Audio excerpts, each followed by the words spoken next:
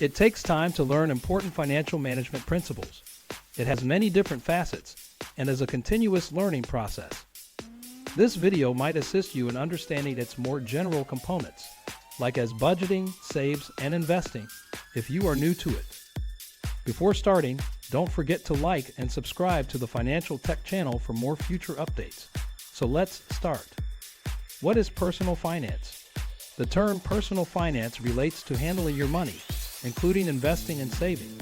It encompasses banking, insurance, mortgages, investments, and financial planning for retirement, taxes, and estates. The word is widely used to refer to the entire industry that delivers financial services to individuals and households, as well as investment advice. Your personal goals and desires, as well as your strategy for achieving those goals within your means, will all have an impact on how you handle the aforementioned issues.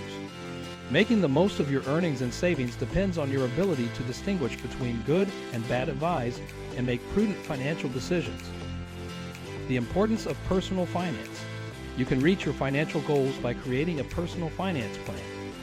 These goals could be anything, such as saving for your child's college tuition, creating retirement plans, or having enough money to handle immediate costs. Your spending, saving, and investment habits, estate planning, personal protection insurance, and other factors all matter. Because they lack financial discipline and knowledge of how to manage their money, Americans have amassed a lot of debt. By August 2022, household debt has increased by $2 trillion since December 2019. Americans are taking on a larger amount of debt to pay for their purchases, which makes personal financial management more crucial than ever, especially at a time when inflation is reducing purchasing power and prices are rising. Areas of personal finance. Income, saving, spending, investing, and protection are the 5 pillars of personal finance. Income. Income is the cornerstone of personal finance, the overall sum of your income that you can put towards spending, savings, investments, and insurance. Your income consists only of the money you make. Pay, benefits, dividends, and other kinds of receiving money are included in this. Spending. Spending is a type of outflow of funds that frequently consumes a sizable part of income. Spending is everything a person does with their money. This includes things like rent, mortgage, groceries, hobbies, eating out, home furnishings, home repairs, travel, and entertainment. Saving. Savings is done with the money that is left over after spending. Everyone should strive to save money in order to cover large expenses or emergencies. This necessitates some financial planning, which can be difficult. Everyone should make an effort to establish at least some savings, ideally between 3 and 12 months' worth of expenses, to cover any changes in income and spending, no matter how difficult things may be. Investing. To earn a return on the capital invested, investing involves purchasing assets, often stocks and bonds. Investments are made with the intention of increasing a person's wealth beyond their initial outlay. Investing does involve some risk because not all assets appreciate in value and can experience a loss. Protection. The word protection describes the precautions people take to protect their possessions from unanticipated events like illnesses or accidents. Planning for your life, health, retirement, and estate are all examples of protection. Personal finance strategies. Although it's ideal to start financial planning as soon as possible, it's never too late to create financial goals to ensure your family's freedom and security.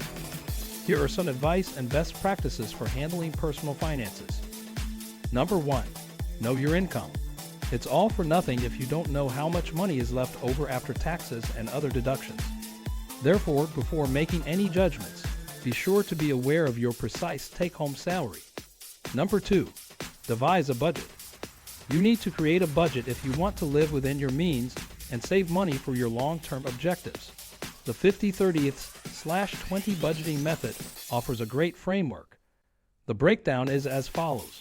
Your living expenses, such as rent, utilities, groceries, and transportation, account for 50% of your take-home pay or net income after taxes.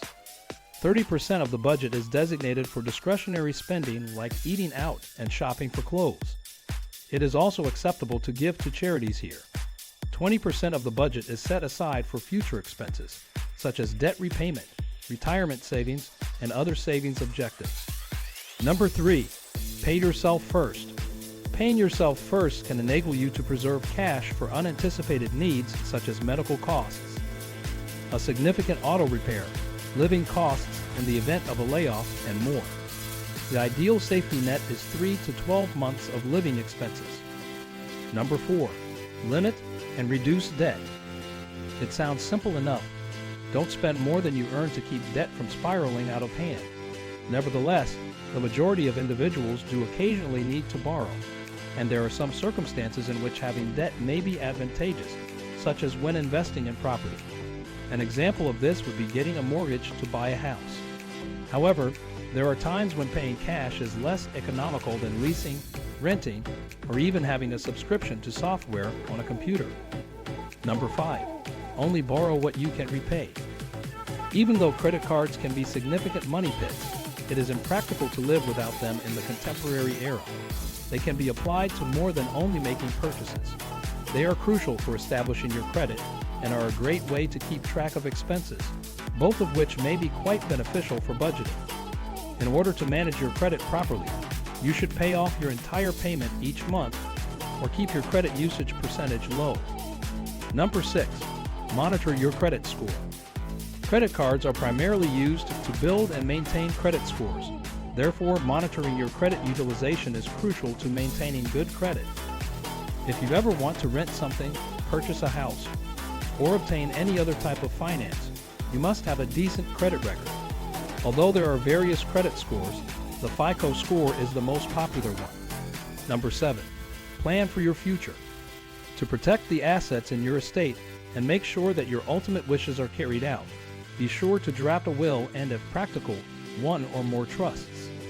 You should also look at your possibilities for life, disability, long-term care, and auto insurance, as well as your options for reducing your premiums, if at all possible. By checking your insurance on a regular basis, you can ensure that it still meets the needs of your family as they navigate important life transitions. Number 8. Buy insurance.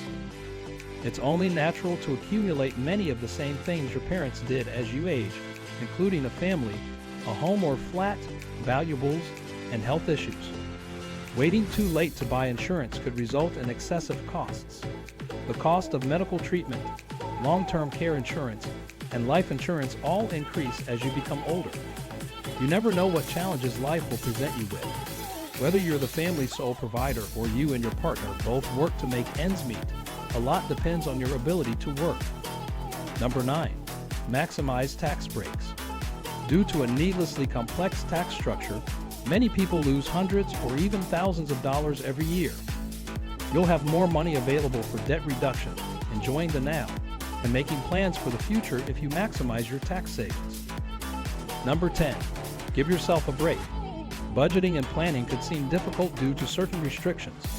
Don't forget to periodically reward yourself. Whatever the fruits of your labor, a trip, a purchase, or a rare night out, you need to enjoy them. By doing this, you experience a small portion of the financial independence you have been working towards. Last but not least, remember to assign tasks when needed, even if you are competent of handling your own taxes or a portfolio of individual equities. You shouldn't. Opening a brokerage account and paying a certified public accountant or financial planner a few $100s is an easy way to get started with your planning. This is it for today's video. What do you think of our video? Feel free to share your thoughts in the comment section below. Don't forget to like and subscribe to our channel for more future updates. Thanks for watching.